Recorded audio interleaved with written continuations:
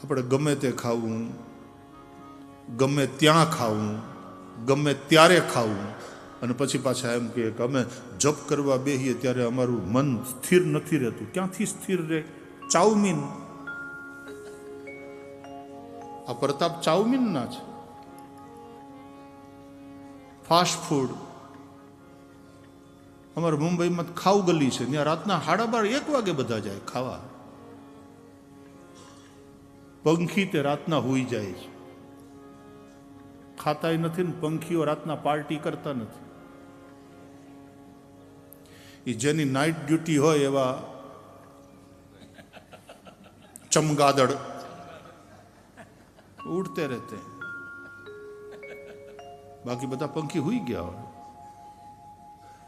એક માણસ જ છે કે જ્યારે હુવાનું છે ત્યારે જાગે, અડધી રાતે ખાય, નાચે, દિવસે ઘોરે, દિવસે સુઈ જાય. પ્રકૃતિના નિયમોથી હાવ ઉલટું.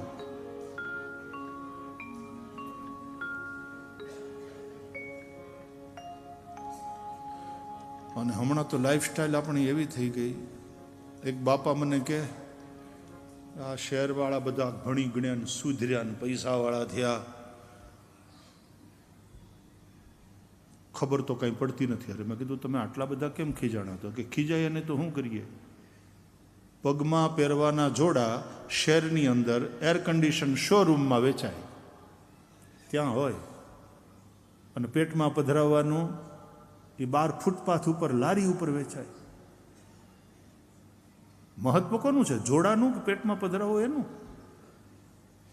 અને કે અમે ગામડાના, અમે બહુ ભણેલા નહીં, પણ અમને એટલી તો ખબર પડે કે કયું કામ ક્યાં થાય. અમે ઘરમાં ખાઈએ અને બહાર જઈએ. શેરવાળા બહાર ખાય,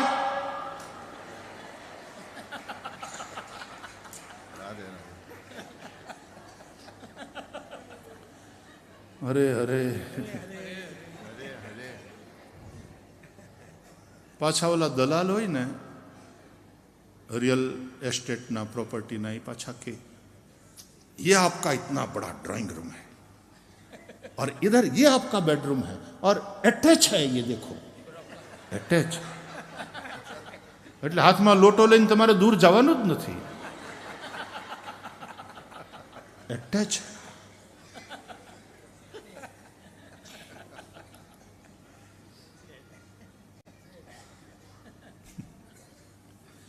લાઈફસ્ટાઈલ આપણી બદલાઈ ગઈ. અમારે મુંબઈમાં તો સારા એરિયામાં લાખ રૂપિયા સ્ક્વેર ફીટનો ભાવ, એના કરતાંય વધારે મોંઘા એવા બિલ્ડિંગમાં રહેતા હોય, 250, 300 કરોડ રૂપિયાના ફ્લેટ હાઈ રાઇઝ બિલ્ડિંગમાં 25મે માળે, અને 250 કરોડ રૂપિયા ખર્ચ્યા પછી 25મે માળે રહેતો હોય. આખો ફ્લોર આપણો છે. ગુડ.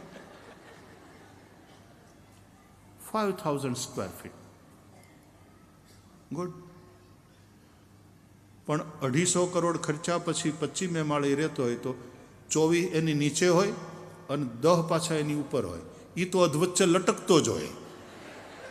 250 કરોડ ખર્ચા પછી પોતાનું ફળિયું નહીં, પોતાનું આકાશ નહીં, ન અપના આંગન ન અપના આકાશ. આ આપણી લાઈફસ્ટાઈલ.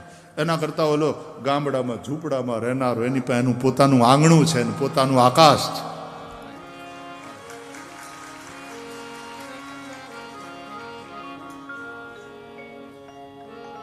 યાર, આપણે આ કયા ટ્રેપમાં ફસાઈ ગયા છીએ,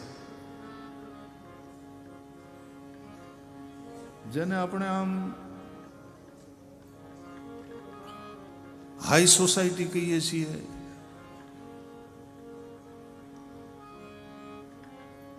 ઊંચું લિવિંગ સ્ટાન્ડર્ડ જેને કહીએ છીએ.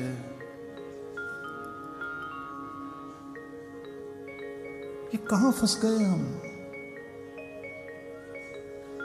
એક જણાના ઘરમાં તો ઇન્ડિયામાં જ બાથરૂમમાં ગયા ને તો એણે એક બટન દબાવ્યું તો બાથરૂમમાં, મને કે હું તમને જરા સમજાવું, આ બધું હાઈટેક છે. મેં કીધું આ સમજાવું ભાઈ, નહીં તકલીફ થાય. અમે અમેરિકામાં પહેલી વાર ગયા ને તો એટલા પ્રકારના નળ, તો એક ભાઈને ત્યાં અમે જેવા ગયા પ્લેનમાંથી ઉતરીને એને ઘરે પહોંચ્યા તો મને કહે કે ભાઈ ઇટ ઇઝ ટુ લેટ, સો તમે ફ્રેશ થઈ જાઓ એટલે ડિનર ઇઝ રેડી. તો મેં કીધું હું જરા, કારણ કે ફ્લાઇટ ડિલેડ હતી, મેં કીધું હું જરા હાથ પગ ધોઈને તરત આવું. તો મને બહુ વાર લાગી. હાથ પગ ધોવાના હતા ને તો બાથરૂમમાં જઈને મેં ઓલો આમ દડા જેવું હતું નળની જગ્યાએ, દડો એનો આમ એને મરડવાનો હોય, આમ કરો આમ કરો આમ કરો. તો મેં આમ જરાક મરડીને નીચે કર્યું ને એટલે મને એમ કે નળ ઉપર મારું ધ્યાન નીચે, કે હમણાં નળમાંથી પાણી આવશે એટલે આપણે પગ ધોઈ લઈએ. ત્યાં ઉપરથી ચાલુ થયું. હવે આપણે એવી કોઈ તૈયારી નહીં, લુગડા બધા એમને એમ પહેરેલા હતા. એટલે પછી તો બધું ભીનું ભીનું થઈ ગયું. પછી પલાળ્યું તે પૂરું જ કરવું પડે.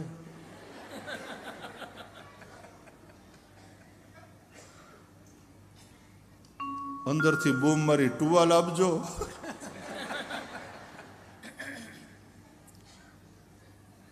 તો 15-20 મિનિટ વહી ગઈ ને પછી હું જેવો ગયો ડાઇનિંગ ટેબલ ઉપર, મને કે ભાઈ શ્રી હાથ પગ ધોઈ લીધા? અરે મેં કીધું નવાઈ ગયું. હાથ પગ શું?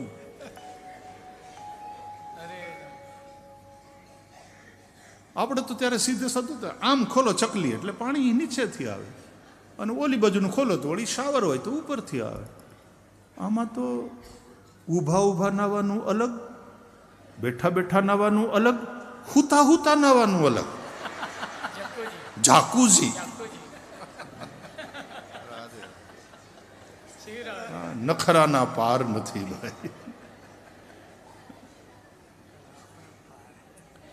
તો એ ભાઈએ મને સમજાવ્યું, મને કે હું તમને પહેલાં સમજાવી દઉં, આ બાજુથી ગરમ પાણી આવશે, આમ કરશો તો અહીંથી ઠંડુ પાણી આવશે, આ પ્રમાણે આમ કરશો એટલે બરાબર તમારે જે ટેમ્પરેચરનું જોતું એ આવશે.